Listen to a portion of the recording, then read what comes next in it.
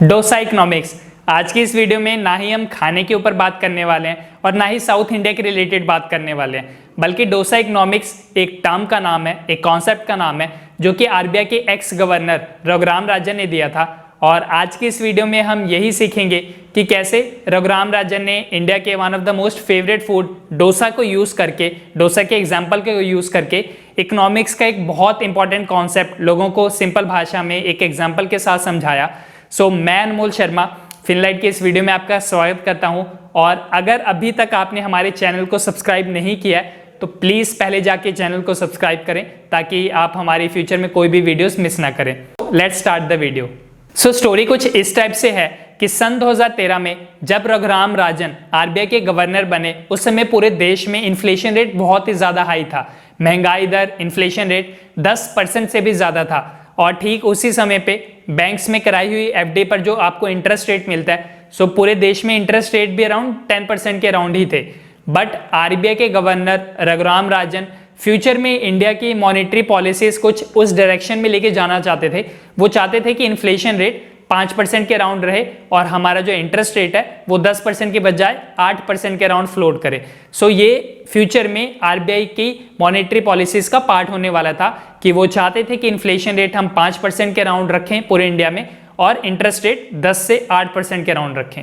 Dosa economics की मदद से रघुराम राजन ये संदेश पहुंचाना चाहते थे कि कैसे इन्फ्लेशन रेट आपकी परचेजिंग पावर को इफेक्ट करता है। और अगर इन्फ्लेशन रेट हाई है तो आपका परचेजिंग पावर बहुत कम होगा।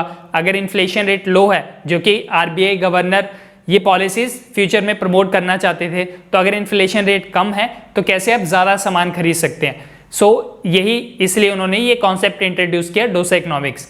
पहला केस हम ये लेते हैं कि जहाँ पे इन्फ्लेशन रेट भी 10% है और बैंक्स में एफडी जो कराई हुई है आपने, उसके ऊपर इंटरेस्ट रेट जो मिलता है आपको वो भी 10% है। इन्फ्लेशन रेट 10% और इंटरेस्ट रेट भी 10%। ये केस रघुराम राजन के आरबीआई के गवर्नर बनने से पहले का है। सपोज आज आपने 1 लाख रुपए की एफडी करवाई और आज एक डोसे का रेट है 50 रुपीज़। आज की डेट में आप कितने डोसास खरीद सकते हो, ये कितना हुआ 1 lakh divided by 50 which is equal to 2000 dosas. आज की डेट में आप 1 लाख रुपए की मदद से अगर डोसे का प्राइस 50 रुपये है तो 2000 डोसास खरीद सकते हो। और अगर 1 साल बाद बिकॉज इंटरेस्ट रेट 10% था तो आपके एफडी की वैल्यू कितनी हो जाएगी 1,10,000 रुपये। बट क्योंकि हमने ये एज्यूम किया था कि इन्फ्लेशन रेट भी इस केस में 10% है तो आपका डोसे का प्राइस भी 50 रुपीज़ से बढ़ के 55 रुपीज़ हो जाएगा। तो अगर आप ये कैलकुलेट करोगे कि 1 साल बाद आप कितने डोसास खरीद पाओगे तो 1,10,000 डिवाइडेड बाय 55 जो कि अगेन आएगा 2000 डोसास। पहले केस से हमें ये पता लगता है कि आपकी परचेजिंग पावर में कोई भी इंक्रीमेंट नहीं हुआ है। 1 साल पहले भी आप 2000 डोसा ही खरीद पा रहे थे और 1 साल बाद भी आप 2000 डोसास ही खरीद पाओगे अगर इन्फ्लेशन रेट भी 10% है और इंटरेस्ट रेट भी 10% है। अब हम केस 2 लेते हैं जहाँ पे रघुराम राजन और आरबीआई की पॉलिसीज के बाद इन्फ्लेशन रेट 10% से 5% रह जाता है और इंटरेस्ट रेट 10% से 8% रह जाता है। Second case where inflation is at 5% and interest rate is at 8%। अगर आप आज की डेट में अगर आपने एफडी कराई है, आपके पास 1 लाख रुपए हैं और डोसा का प्राइस आज की डेट में 50 रुपीज़ है तो 1 लाख डिवाइडेड बाई 50 अगेन आप 2000 डोसास खरीद सकते हो।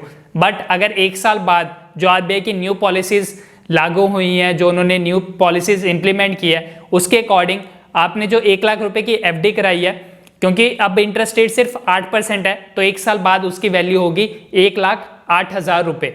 और क्योंकि डोसा का आज का प्राइस 50 रुपीज़ है और इन्फ्लेशन रेट सिर्फ 5% है तो 1 साल बाद डोसा का प्राइस होगा 52.5 रुपीज़। बिकॉज 50 रुपये और 5% इन्फ्लेशन रेट है तो 5% बढ़ेगा तो वो 1 साल बाद हो जाएगा 52.5 रुपीज़। तो अगर आप 1,08,000 डिवाइडेड बाई 52.5 करोगे तो आप 1 साल बाद 2057 डोसास खरीद सकते हो, मतलब 57 डोसास आप एक्स्ट्रा खरीद पाओगे।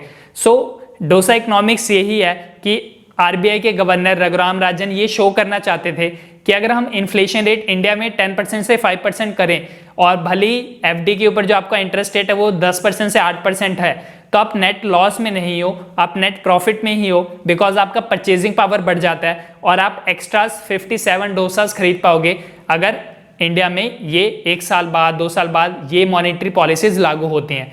सो डोसा इकोनॉमिक्स यही था कि आप परचेजिंग पावर, आरबीआई गवर्नर ये शो करना चाहते थे कि कैसे इन्फ्लेशन रेट अगर कम है तो वो आपकी परचेजिंग पावर को इंक्रीज कर सकता है। सो आज की इस वीडियो का पर्पस सिर्फ ये नहीं है कि हम आपको डोसा इकोनॉमिक्स के कॉन्सेप्ट के बारे में बताएं, बल्कि इस वीडियो से आप ये भी सीख सकते हो कि आप किसी भी इन्वेस्टमेंट ऑप्शन में अगर इन्वेस्ट करते हो तो जस्ट मेक श्योर कि उससे मिलने वाले रिटर्न्स आपके इन्फ्लेशन रेट से काफ़ी ज़्यादा होने चाहिए।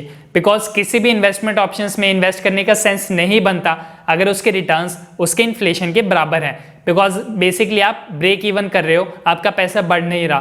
तो अगर आप लॉन्ग टर्म में वेल्थ क्रिएट करना चाहते हो तो इसलिए स्टॉक्स और इंडेक्स फंड, म्यूचुअल फंड्स और maybe cryptos as well, ये सारे इन्वेस्टमेंट ऑप्शंस इसलिए ही अच्छे हैं बिकॉज एटलीस्ट इसके रिटर्न्स इन्फ्लेशन से कई गुना ज़्यादा होते हैं।